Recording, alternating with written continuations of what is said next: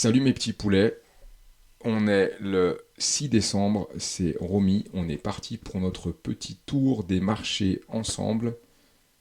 À tout de suite.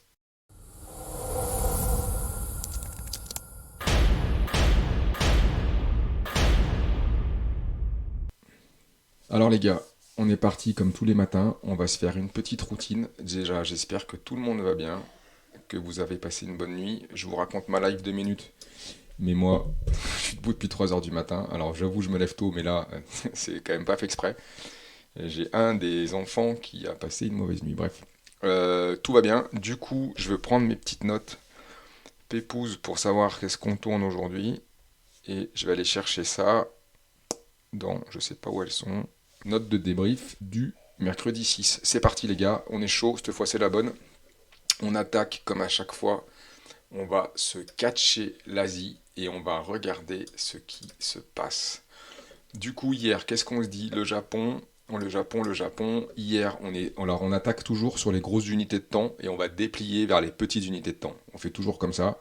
Ça permet d'avoir la big picture de ce qui se passe. Et on descend, on va chercher des opportunités. Ça marche pas autrement. Si tu restes focus sur du 5 minutes, 1 heure, enfin, quelques time frames que ce soit en dessous du H4, déjà le H4, pour avoir une vue globale, t'as vite des bruits de marché qui sont un peu éclatés. Du coup, l'intérêt de tout ça, c'est juste de partir de loin et on ressente sur ce qu'on essaie de capter parce que nous, ce qui nous va nous intéresser, c'est de prendre des positions. Intraday, intra-swing, swing, ça dépend des opportunités. Je développerai dans une vidéo l'intérêt de tout ça, mais là, on est dans le brief, donc j'évite de trop m'écarter du sujet pour que ce soit pas trop long les matins. Et j'ai une propension énorme à discuter, donc il faut que je me tienne. Hier, qu'est-ce qu'on dit? Hier, on dit qu'on a une touchette, on essaie de trouver des convergences. Donc hier, on se retrouve avec une MM7 qui est pentue, donc qui a un intérêt pour nous, puisqu'on a ce niveau qui se déplace de façon dynamique. Et quand le prix vient à sa rencontre, on s'attend simplement à une réaction. C'est ça l'histoire, c'est tout. Si en plus de ça, la rencontre d'un niveau dynamique se fait sur une zone qui elle est statique et qui est une zone d'intérêt, plus elle est à long terme, mieux tu te portes, et tu vas avoir un degré en fin de compte de potentiel de réaction en fonction de ces convergences-là. Et c'est tout ce qu'on sait faire en fait. En tout cas, c'est tout ce que moi je sais faire. Le reste, c'est de la thermophysique et je le répète, j'ai bac moins 2. Donc la thermophysique et moi, ça fait 4. Résultat des courses, on reste dans des trucs simples. Simplement, hier, on se rend compte qu'on est sur un gap qui est en bleu, qui a clôturé, qui a été clôturé, on va le voir en daily. On est sur une touchette MM7 weekly. Si on descend, là, on voit bien le gap qui a été comblé. Ça enregistre, tout enregistre. Ouais, tout est bon, que je ne me retrouve pas comme un con. Donc je disais, le gap a été clôturé en daily, on le voit bien. Ils sont venus fermer le gap et en fait, tu as une convergence. Tu as cette foutue MM7 qui est là en weekly. Donc plus tu es dans des unités de temps qui sont hautes, plus c'est, on va dire que plus ces niveaux, ils ont une certaine force pour renvoyer les prix. On va l'imaginer comme ça. Ils ont la force de rien du tout en fait, hein. S'il y a un Covid, tout le monde s'en branle. Mais c'est pour qu'on comprenne un peu comment ça fonctionne. Et en H4, on a une MM50. Pareil, les unités de temps des moyennes mobiles, on y reviendra un jour ou l'autre, mais voilà, une MM50, elle a plus d'importance, plus de force qu'une MM7. Voilà, mais bon, une MM50 4 heures et une MM7 weekly, voilà, il y a tous ces paramètres à comprendre. Et c'est un peu ça qu'il faut s'habituer à faire comme gymnastique. Tic-tac. Donc là, en gros, le point, et hier je le mets dans le débrief, c'est une zone d'achat. Concrètement, je vais être franc avec vous. Après, il y a la notion de psycho, et là on a fait le tour un petit peu de comment il faut l'attraper, à mon avis en tout cas. Psychologiquement, hier, j'arrive pas à acheter. Donc je vous le dis honnêtement, j'ai pas acheté le Nikkei hier. C'est ce qu'il fallait faire. C'est facile à dire aujourd'hui, donc en fait, on s'en branle. Mais c'est ce qu'il fallait faire. Est-ce qu'on achète aujourd'hui? J'en sais rien. J'en sais rien, mais en tout cas, nous, la seule chose qu'on peut faire, c'est être factuel. C'est ce qu'on va faire tous les matins. Et factuellement, là, le marché, il te dit, il y a eu un rebond. On a des bandes de Bollinger là qui viennent encadrer les cours, qui elles vont être un indicateur de la volatilité, on va dire de la puissance du mouvement. Et pour réouvrir ces bandes de Bollinger, comme c'était là, pour les rouvrir, en fait, il va falloir une grosse impulsion. Donc là, on arrive au milieu du guet, en fait, on est entre deux, dans un espèce de range. Le scénario principal, vu l'impulsion, c'est que tout doucement mais sûrement, si ça pousse un peu, ils arrivent à revenir visiter le haut de ce range-là et ces bandes de Bollinger H4. Ce serait un scénario qui pourrait être privilégié, mais dans un écosystème où tout ça est mature, tout ça est sur des ATH, et c'est ça qui me dérange un peu. Là, hier, il y avait une entrée là. Si je ne l'ai pas pris là, ça paraît teubé de le prendre là. Il y avait un timing qui était bon, c'était là. Je ne l'ai pas fait. Maintenant, en fait, cours pas après le train, gros. Le train, il est parti. Si toi, tu es là, que tu as mis un TP1, tu as un BE, et tu as un repli, tu veux retenter, remettre une cartouche pour aller chercher là-haut, en sachant que tu as déjà coffré un peu de profit, ouais, ça joue. Mais là, moi, qui suis pas sur ce trade, le train, il est parti, je suis resté sur le quai, j'attends le prochain, en fait. Sinon, je vais péter un plomb. Ok, ça c'était le Nikkei, ça a duré 5 minutes, donc ça va pas du tout. Faut que je me bouge le cul. HSI, HSI, pareil, il nous a fait un petit, mais bon, les Chinois ils sont vraiment pas en canne en ce moment, donc je sais pas trop comment faut le prendre, surtout que les Noachi, on traite moins, c'est juste pour avoir une vision plus globale. Moi je traite pas le HSI, peut-être qu'il faudrait, mais on peut pas être partout. C'est voilà, c'est moins commun en tout cas enfin, fais ce que tu veux, mais voilà, c'est plus pour avoir une indication la partie Asie globale, on peut dire comme ça. Maintenant, what's up? On va aller, là vous avez le DAX sous les yeux, même combat, on est en weekly, on est sur le spot. On est sur le spot, hier je vous cache rien, ce que je vais faire maintenant c'est que je vais publier mes trades sur Twitter. Donc comme ça, je serai transparent. Si je prends des cartouches, je le dirai. Si je prends pas de cartouches et si je prends des gains, comme ça, vous n'aurez pas à me casser les couilles et à me dire ouais, peut-être que t'es un mytho et tout. On va essayer d'être le plus transparent possible. Et ce serait peut-être pas si mal de la jouer comme ça. Ok, là, ces petits trucs-là, ces petits débriefs, je vais essayer de les peaufiner, de les faire de plus en plus rapides et concis, de façon à ce que on soit outillé le matin pour faire la journée. Après, faire ça, ça n'a pas vraiment de valeur ajoutée, à part vous raconter la messe. Parce qu'après, une fois que tu as déterminé un sens, une zone, il va falloir avoir un setup. Et c'est là et de la psycho, et c'est là que la thermophysique, elle se passe. À notre échelle à nous, c'est là que tu crées de la valeur. Raconter la messe comme ça et faire du Netflix, bah, c'est cool, ça me fait délirer, mais vous, en termes de vraiment de, comment dire, d'apport et de partage, c'est fun, mais ça vous fera pas, c'est pas avec ça que vous allez, il vous manque le reste pour prendre les trades, il vous manque vraiment la technique derrière. Mais ça permet de cadrer, et c'est plutôt cool. Et moi, ça m'oblige à le faire. Et comme ça, je prends des notes, et en fait, ça m'oblige à le faire pour moi aussi. Donc, c'est le top. On y retourne. Donc, même combat, en fait, hier, pour être franc avec vous, j'ai pris 2 stop loss.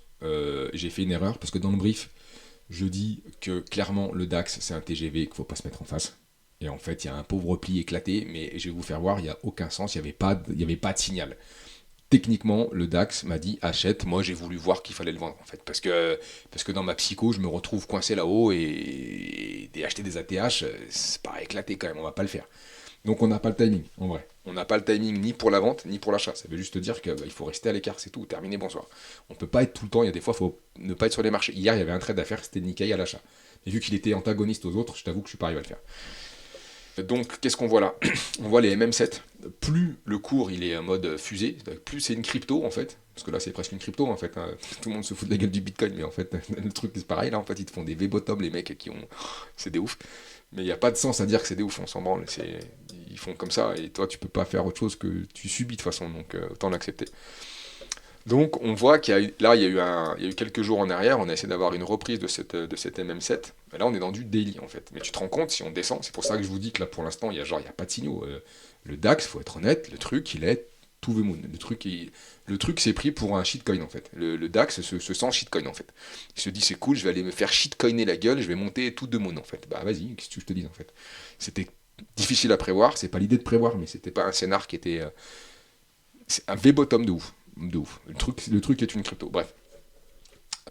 Et donc, on se rend compte que chaque fois, il va falloir qu'on cherche un espèce de guide.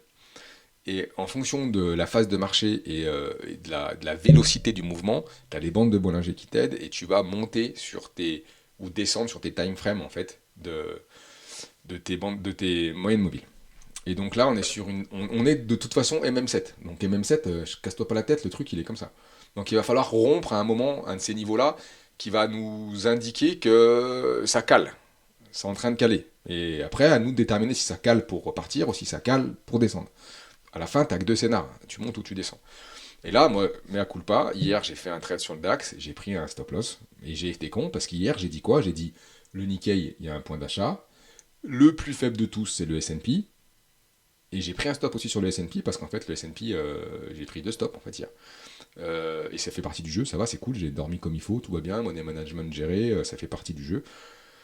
Le S&P, plus surprenant, ou pas, je vais pas être surpris de ça, on s'en fout, mais le S&P en réalité, il était plus, et on le voit d'ailleurs, il a juste, dans la nuit, en fait, cette nuit, hier j'ai mis un SL, j'ai mis un SL fixe cette nuit pour aller au pieu, et en fait, dans la nuit, il a été tapé, et à mon avis, pour rien. Enfin, et le scénar est déjà, on va aller le voir, mais le scénar est plus d'aplomb, et encore valable sur le S&P, à mon avis. Résultat des courses, là, nous, qu'est-ce qu'on va faire? Surtout pas toucher à cette saloperie de DAX tout de suite. Parce que là, qu'est-ce qu'on fait? Si on n'a pas de signal, on cherche un point haut. Là, clairement, tu veux attraper un point haut. Alors, soit tu es devant et t'achètes, tu coupes, t'achètes, tu coupes, t'achètes, tu vends, pardon, tu coupes, tu vends, tu coupes, et tu mets des BE, t'as une technique pour être hyper agressif dans les time frames qui sont plus bas, en étant conscient que tu as un sizing qui est mini, parce que tu es contre tendance, et que le truc, pour l'instant, il lève des briques. Donc en face, c'est compliqué. Hier, on a pris un train dans la gueule, clairement. Et l'idée, c'est pas de savoir si c'est bien, pourquoi, les stats, on s'en branle. La réalité, c'est que c'était écrit, c'est là. Et en fait, qu'est-ce qu'il nous dit le marché? Il nous dit, à mon avis, que même la MM7 1 heure, et je te dis que c'est une crypto, même la MM7 1 heure, elle veut pas rompre en fait. Il y a eu quelques tentatives, mais ça s'installe pas. Donc il y a des techniques toutes bêtes qui vont être de s'accorder deux, trois clôtures, à moins que tu aies un mouvement très rapide, très fort, très violent.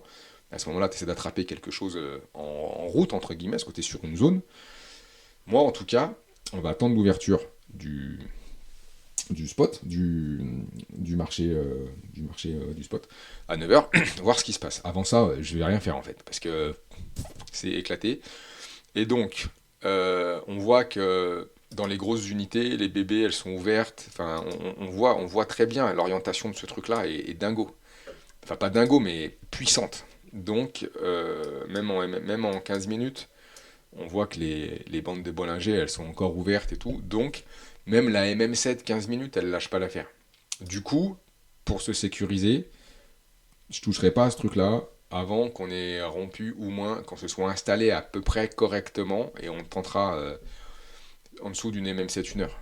En dessous, enfin, sinon, dur. Et ça s'achète pas non plus, parce que le potentiel de hausse, il est théoriquement infini, mais bon, quand même, on se rend compte que là, on est arrivé, on est au plus haut de l'année. C'est une année, encore une fois, on s'en fout, mais il y a la guerre, machin, fait tout ce qu'on veut. Et à la fin, les marchés, c'est la leçon, ils s'en foutent, ils font ce qu'ils veulent. Donc en fait, pour l'instant, c'est pas très lisible. On est trop pour envoyer un achat, pour compliquer, enfin moi en tout cas j'y arrive pas psychologiquement, et on n'a pas encore de signaux pour arriver à descendre quelque part. En tout cas, rien nous dit que c'est la route qu'ils veulent prendre. Peut-être qu'on va finir une année 2023 comme ça, et on verra, on n'en sait rien, on est au mois de décembre, en plus c'est un peu casse-gueule, voilà. Tic-tac. Après, je voulais choper les US, et les US, là on est sur le S&P 500, on est sur le cash, donc pareil il est fermé, tout de suite il ouvrira qu'à 15h30, et donc config, mais on se rend compte que l'ATH il est plus haut quand même. Vous voyez, c'est pas la même config. Le DAX, on est d'accord que c'est ça qui est assez ouf, parce qu'en plus l'économie européenne elle est plus fébrile qu'autre chose, le DAX il est plus emmerdé qu'autre chose, l'Allemagne est dans des espèces de dingueries énergétiques, problème de bagnole, enfin il y a tout un truc que... Après bon, les boîtes allemandes elles bossent à l'international, donc il y a un moment il faut relativiser aussi, mais bon quand même. Et eux leur ATH il y a de la route, on est à... On est à... On est à 4-5% de l'ATH. C'est pas loin, mais le DAX, il l'a franchi. Il a fait un nouvel ATH en fait hier. Voilà. Donc on n'est pas dans des configs similaires. C'est là que ça m'appelle un peu à la prudence. On voit qu'ils sont plus faibles, mais par ailleurs, ils ont de la marge encore. S'ils voulaient aller rejoindre leurs ATH et faire comme le DAX et comme les Européens avant la fin de l'année, ils ont de la marge encore. Et rien n'est moins sûr, j'en sais rien. Je sais juste que, pareil, on va retenter un peu notre chance parce on reprend nos MM pour juste essayer de cadrer, avoir une logique, et les comparaisons avec l'un et les autres s'arrêtent là. C'est les vélocités qui vont être comparables, pas le reste. On voit bien que quand un DAX il arrache des briques et que sa MM7 daily elle est aux fraises derrière lui, là on sent que le DAX, on voit, elle se retourne, ça commence à coller. Ça commence à coller, en H4 ça s'est aplati, et on était d'accord qu'en H1, en unité horaire, le DAX, on arrive à peine à tenir. Et même en 15 minutes, limite, ta MM7, elle tient. Là, on voit que c'est quand même vachement plus brouillon, quoi. Donc c'est pour ça qu'hier, j'avais choisi ce bourrico. Et bon, mais ça l'a pas fait, mais ça fait partie du jeu. Donc en fait, en gros, on va résumer. Le Nikkei, c'était à prendre hier. Là, c'est compliqué de se repositionner à mon avis, parce que le timing est passé. Il faut accepter que le train soit parti. Le DAX, pour l'instant, aucun signe de faiblesse. Les mecs sont sur la stratosphère. Ok. Il nous reste, dans ce que je traite moi, les US. Puis s'il n'y a rien à prendre, il n'y a rien à prendre en fait. Ça sert à rien de se coller la tête comme un débile, sinon on va taffer, on va faire autre chose, on monte des vidéos, on apprend, plein de choses à faire. Là, donc, je remettrai, si j'ai un signal, une pièce dans la machine sur le S&P 500, parce qu'en réalité, on voit bien que qui cale un peu plus, et du coup, contre toute attente, entre guillemets, je sais pas si j'avais à attendre quoi que ce soit, on s'en branle encore une fois, mais tac, c'est c'est lui qui était plus fort, plus péchu que son pote le, le S&P. On voit bien la MM7, les bandes de Bollinger, on voit que tout est orienté plus fort, plus à la hausse, qu'il y a du jus dans la machine. Et pourtant, hier, il a fait une journée pareil, il a même un peu plus corrigé à un moment que le S&P, mais on voit que dans un temps où le DAX et le Nikkei, il a repris le Nikkei et le DAX, il a jamais lâché l'affaire, on voit quand même que les caries, même par rapport à l'annonce qu'il y a eu hier sur les PMI et tout, bon, bah, il nous a pas empilé deux trois bougies horaires ou une grosse bougie H4 de poney. C'est resté, ça a tourné autour. Ça a tourné autour de. À la fin de la clôture, a tourné autour de l'entrée, en fin de compte, du prix d'ouverture, pardon. Donc, on voit qu'il n'y a pas. T'es au milieu, quoi. Il n'y a pas de. Mais, encore une fois, voilà, le, le S&P, il a l'air plus. Il est plus fébrile que l'autre. Il a moins de pêche. Il est plus faible.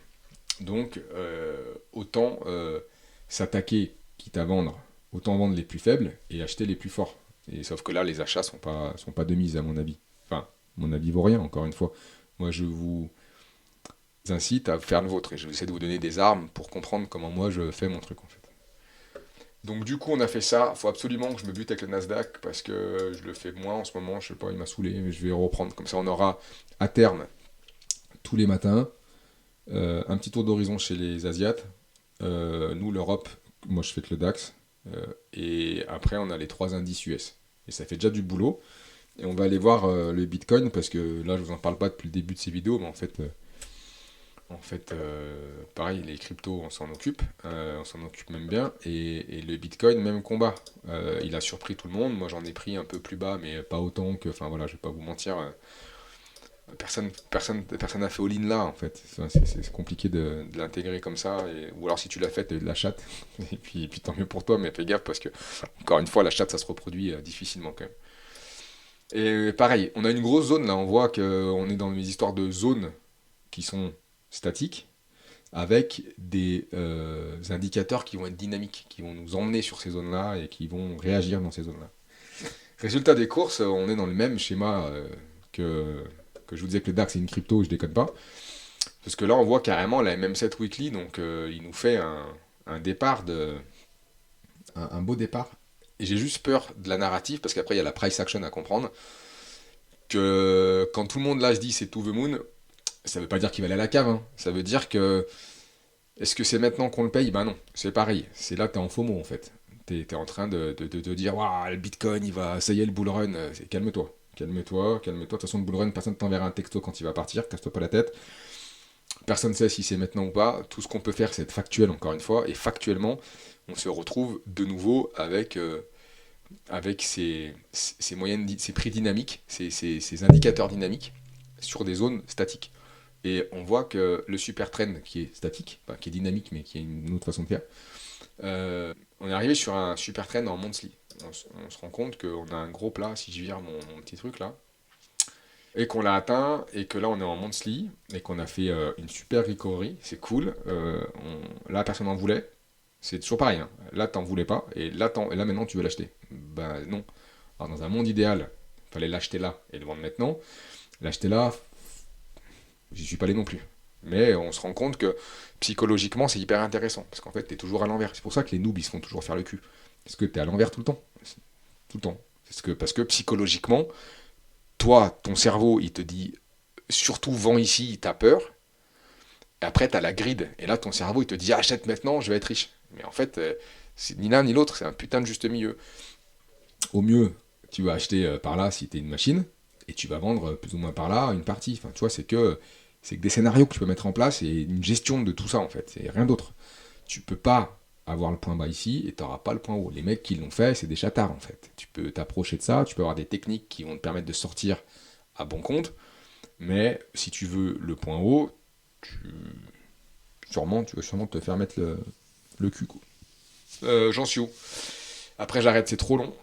Moi, je kiffe, mais vous, ça va être chiant. Peut-être écoutez, il faudrait que vous me disiez dans les commentaires si des gens commentent. Parce que pour l'instant, personne ne me regarde, en fait. Et je parle tout seul. Et le pire, c'est que j'adore ça.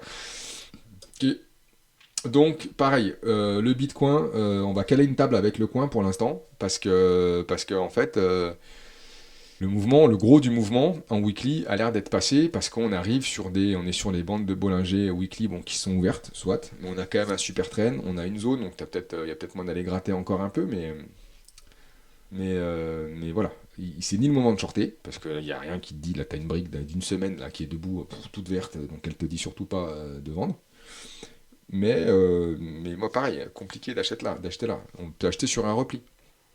L'idée c'est d'aller chercher un repli et d'aller chercher des moyennes mobiles, donc nos fameux repères dynamiques qui remontent.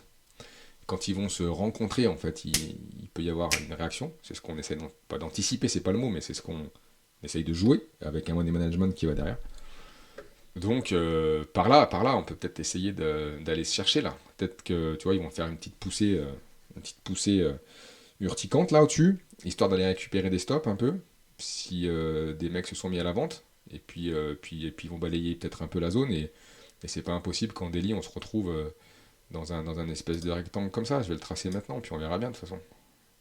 Et là peut-être qu'on peut aller chercher un truc pour s'appuyer, on verra où on en est, mais on n'en est pas là. Et là, il n'y a pas d'opportunité tout de suite. Sur de l'intra ou sur un petit swing, on n'est pas mûr pour faire un short, puis shorter les cryptos, se mettre devant, faut être chaud. Hein. Parce que c'est violent. Hein. Donc les short squeeze en crypto, ils te font mal au cul. Hein. T'y vas piano. Allez les poulets, c'est fini. Sur ce, je vous dis à plus tard.